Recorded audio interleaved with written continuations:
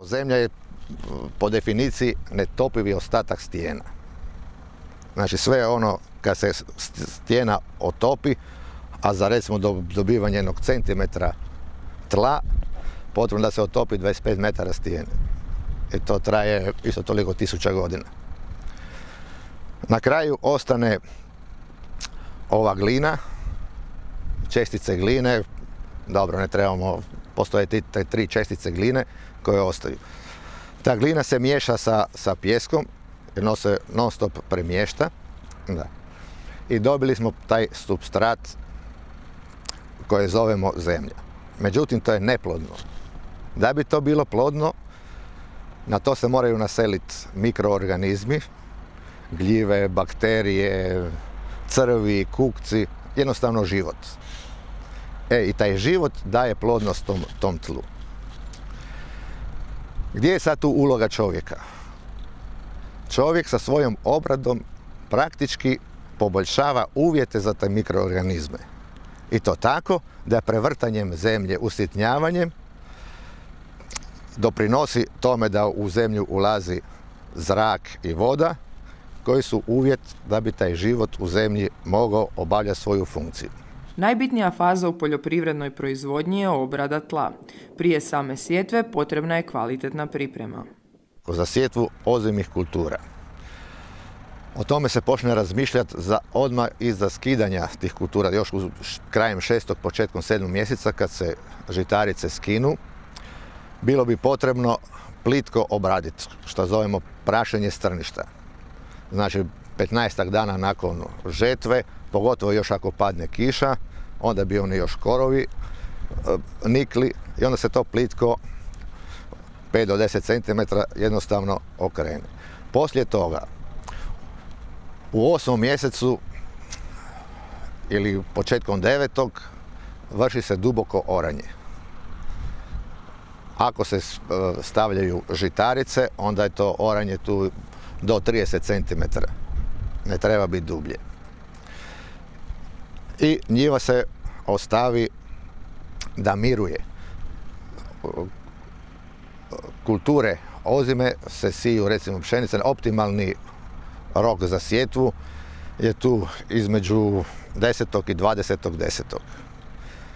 Prije toga mora se zatvoriti brazda sa tanjuračama. Nakon toga se još jedanput usitni sa drljačama, rotacionim drljačama, postoji masu tih strojeva. I kad je tlo pripremljeno, onda se ide u sjetvu. Jedna od značajki uspješne poljoprivredne proizvodnje je plodnost tla. Da bi saznali koliko su određeni elementi zastupljeni u tlu, potrebna je analiza tla. Jedna od značajki plodnosti tla je stanje opskrbljenosti tla, biljci, pristupačnim makrohranjivima i mikrohranjivima.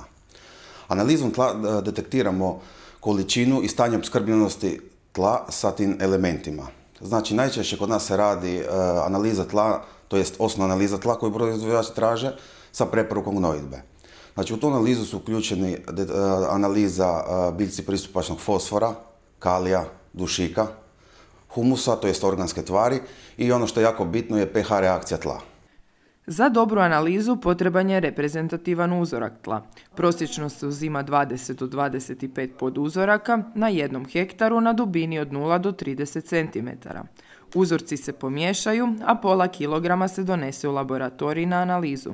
Za dugogodišnje nasade potrebno je napraviti tu analizu prvog sloja tla te drugog sloja od 0 do 60 cm. Nakon pripreme, prvo se radi pH reakcija tla, da se vidi da li je tlo kiselo ili alkalno ili neutralno. Znači, svaka kultura ima svoju pH reakciju tla, to je svoj optimum raspon u kojoj ona raste. Nakon pH reakcije tla pristupi se, ako je recimo tlo alkalne pH reakcije, onda mi radimo još tu ukupne karbonate i fiziološko aktivno vapno. Recimo, to je jako bitno kod vinove loze, kod izbora podloga. Zato se vraćamo zašto je bitno napraviti analizu prije zasadnje nasada. A nakon toga se ide na detekciju makrohranjiva, koja je kao najčešća analiza, znači dušik, fosfor i kalij. Jednom analizom tla i preporukom gnojidbe koje se dobije uz nju, poljoprivredni proizvođači mogu dobiti optimalnu gnojidbu svoje površine. Znači, u slučaju da nečega ima previše, odnosno premalo, dodati više, recimo naša tla tu u Istri su pretežito slabije opskrbljena fosforom i organskom tvari, odnosno humusom. I tu je najčešći problem kod jedne poljoprivredne proizvodnje. Dok recimo kalija ima, u nekim područjima čak i previše, i onda dođe do inhibicije ostalih elemenata, što nije poželjno. Znači, kod čovjeka nije dobro imati jednog elementa više, odnosno manje, nego u nekakvom optimumu ili u blagom rasponu van tog optimuma. Ne? Nakon dobivanja u koncesiju poljoprivrednog zemljišta u Raškoj dolini, Sandik Javalon je prije sjetve napravio analizu 180 prosječnih uzoraka tla. I ustanovljeno je da je tlo dosta plodno, elektrovodljivo, znači saliniteta nema, što je recimo suprotno od onoga što se tvrdilo godinama da je zemljište u Raši slano. Nema problema sa kalijem kojeg ima čak u velikim količinama. Mali nedostatak fosfora, što je i tipično za sva tla u Istri. Humusa je dosta je bogato tlo humusom, što je bilo i za očekivati jer se godinama Raša nije obrađivala, inače se humus gubi samom obradom iako se tlo ne gnoji kako spada. Tako da na temelju te analize obavili smo gnojidbu ekološkim gnojem, granosan koji ima dosta veliku količinu fosfora, znači kojeg nedostaje, i nakon toga obavljena je osnovna obrada, odnosno oranje. Sad smo u fazi dopunske obrade, tlo se prolazi rotodrljačom i nakon toga se sije. Pa da bi se stvorio oranični sloj tla potrebno je izvršiti obradu na 25 do 30 cm. Za žitarice može i plića, ali s obzirom da je tlo već dugo godina nije obrađivano, mi smo tu negdje na između 25 i 30 cm obrađivali. Prije toga smo i vršili podrivanje na skoro 40 cm, što je stvorilo jedan plodni sloj tla. Trenutno se sije ravola, to je inače kultura koja koristi za zelenu gnojidbu.